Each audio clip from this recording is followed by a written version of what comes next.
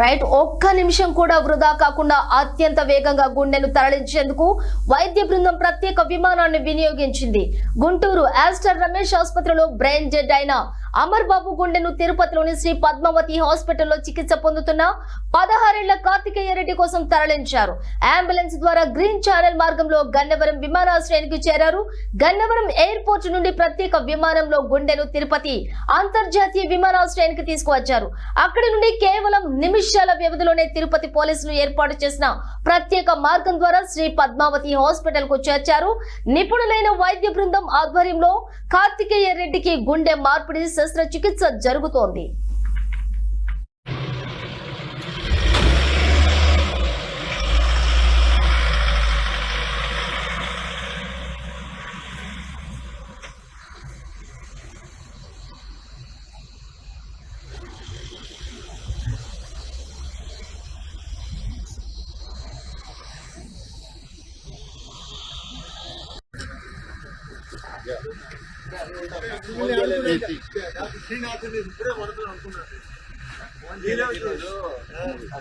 దేవుడు